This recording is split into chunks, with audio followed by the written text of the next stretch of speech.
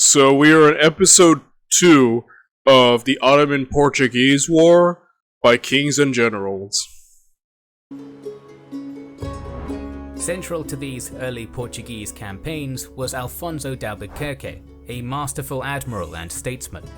Acting with considerable autonomy in waters far distant from his homeland, he had already seized Muscat and Hormuz before the Muslim stand at Diu, and was elevated to become governor of Portuguese India in the same year, with the conquest of Goa following soon after.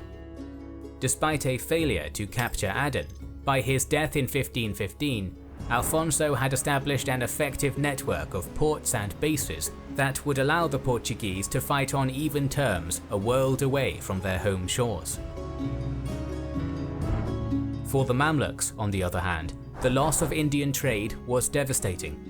The flourishing Previously Alexandria had dominated the trade with Europe. Portugal became rich while the Mamluk Sultanate lost its main source of income. Holy crap. Basically crippled them economically, huh? On the other hand, the loss of Indian trade was devastating. The flourishing trade port of Alexandria fell into stagnation and decline, with spices instead flowing into Lisbon. In an attempt to make up the loss, the Mamluks turned to oppressive taxation, causing instability and discontent. Selim. Oh, this is Selim. Okay, he's the guy who eventually conquers Mamluk Egypt. So yeah, if this be the same Selim I'm thinking of, he's the one who eventually goes on to conquer the Mamluk Sultanate, adding Egypt into the Ottoman Empire. That's cool, because I was actually wondering for a brief second, like, the first part of this, series, we covered just Mamluk Egypt versus Portugal. I was like, when did the Ottomans show up? But now I'm seeing all the pieces fall in together. Alright. So, the Ottomans are about to inherit this problem. Okay. This proved to be one of the greatest factors in allowing the Ottoman Sultan Selim to rapidly defeat what had once been a major rival, with the local nobility of Syria defecting en masse to Selim when he invaded in 1516. By the beginning of February 1517, Ottoman armies had entered Cairo and subjugated the nation. In doing so, Selim indirectly landed his first blow against the Portuguese, as their initial aim had been to capture Egypt and take control of the established trade routes, rather than diverting them through a long chain of expensive and vulnerable bases. But Egypt's change in rulers did not change the realities faced by Arab merchants in the Indian Ocean, and the Ottomans quickly found that they had inherited their predecessors' piracy crisis.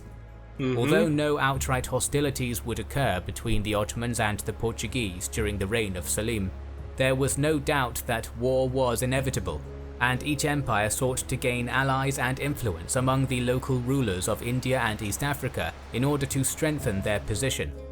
Of chief importance were the ports of Aden, Hormuz, Basra and Diu, most of which would change hands more than once over the decades to follow. In their search for allies against the Portuguese, the Ottomans found common cause with the Somali sultanates of Adel and Ajuran, and with the Sultanate of Gujarat in northwestern India. Gujarat had formerly been a dominant regional power before the Mughal Empire's incursions by land and Portuguese power at sea left it weakened and diminished, forced into tributary status to stronger empires to retain its autonomy. After being on the losing side of the Battle of Diu, a humiliating defeat in the heart of its territory, Gujarat would turn to the Ottomans for aid in maintaining control of its crucial trade ports. With the Balkan and Persian Wars still looming, and without access to the Persian Gulf, however, direct Ottoman intervention would be minimal at first. This is Wix Studio. Just a Heron. Some efforts were made to shore up the Ottoman Red Sea Fleet prior to the capture of Basra.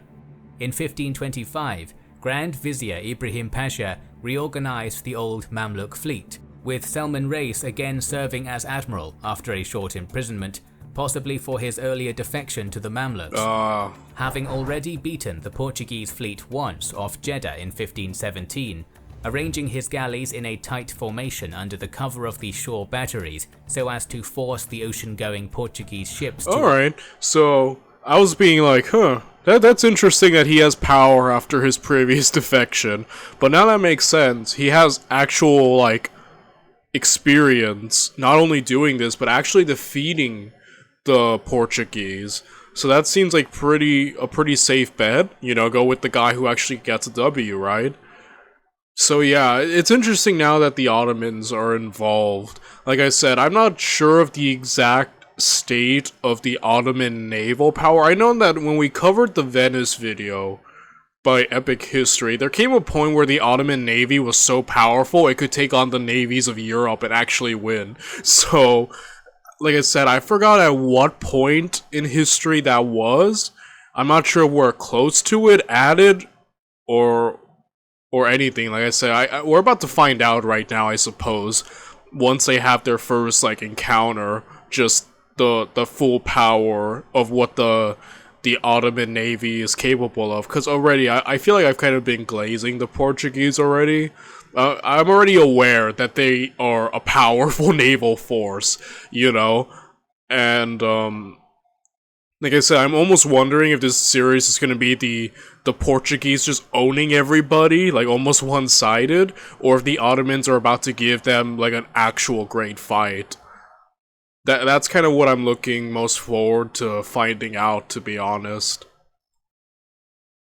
Either retreat or fight a Mediterranean-style battle of boarders and fire ships, Selman managed to do what both the Mamluks and the Portuguese had failed to do, and secured effective control of Yemen by 1527. This marked the first serious Ottoman challenge to Portuguese dominance in the Indian Ocean, and Selman's victories encouraged the numerous Muslim rulers in Western India to turn to the Ottoman Empire for protection as their suzerain.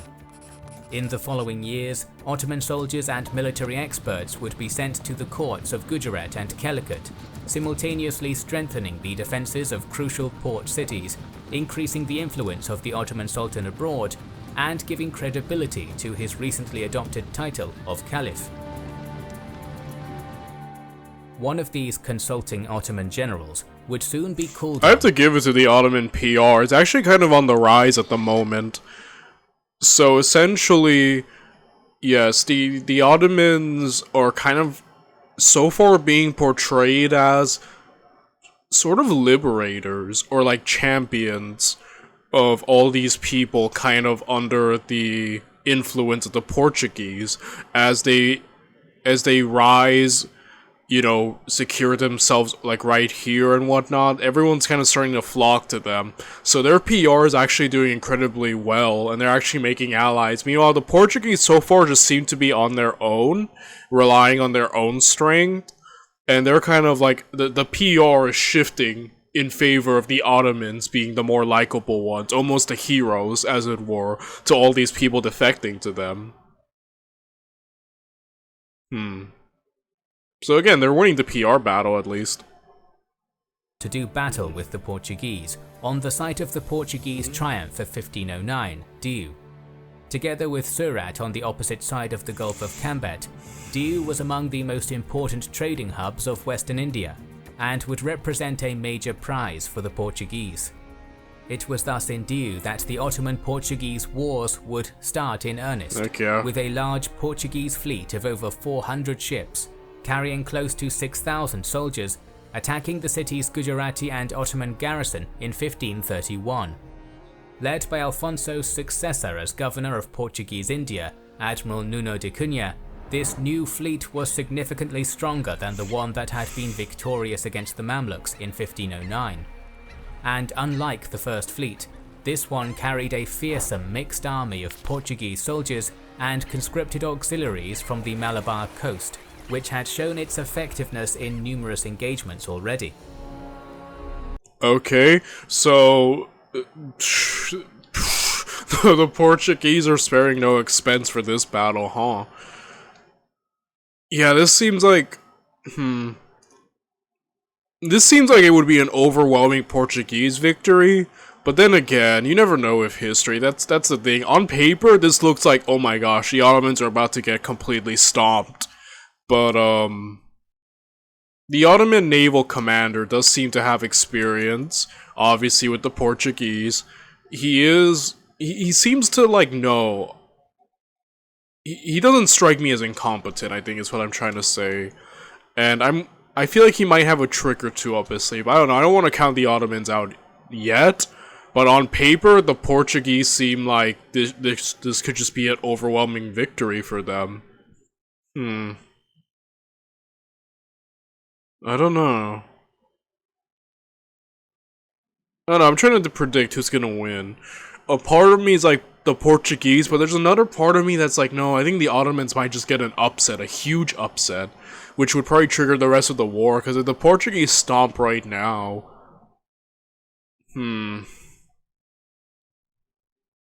Let's see.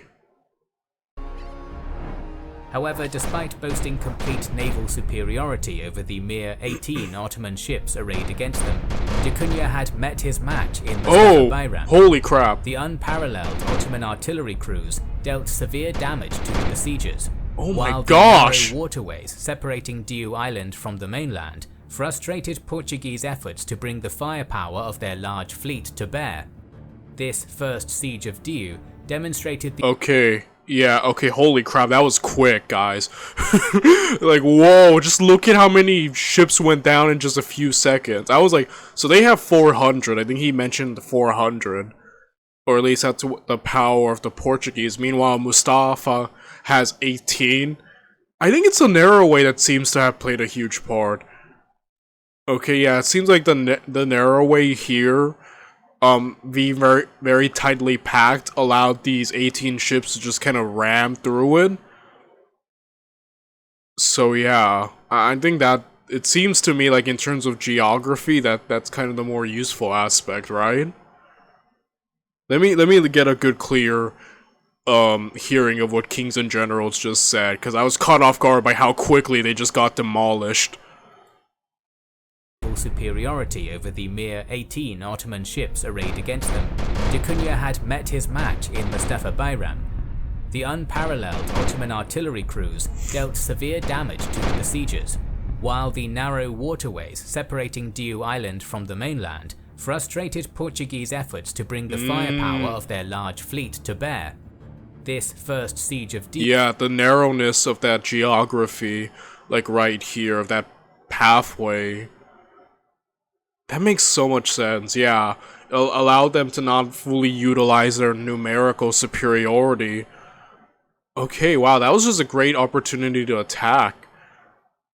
Oh my gosh, look at how many ships they lost. Like, Mustafa really just went in and just... Oh my goodness. Demonstrated the limitations of both empires. While da Cunha could not overcome the combination of Gujarati numbers and Ottoman gunnery to capture the city, neither could Mustafa Bayram destroy da Cunha's fleet to end the threat it posed. The fortress... So it almost seems like an unstoppable force meeting an immovable object. Seems like those kind of weaknesses could create a stalemate of some kind in this war. Remained Gujarati, but the sea remained Portuguese, with da Cunha plundering Surat and other poorly defended Gujarati ports after withdrawing in defeat from Diu. Okay, so I'm gonna end the video right here. That was the second battle of Diu, and tomorrow we have to look at the siege of Diu. So, oh my gosh, the Ottomans came in swinging. I was like, not gonna lie, I was leaning towards the Portuguese there, but now that I see that under the leadership of Mustafa, I'm seeing this war ain't gonna be one-sided, and I love that. So, I guess I'll see you guys tomorrow when we cover the siege.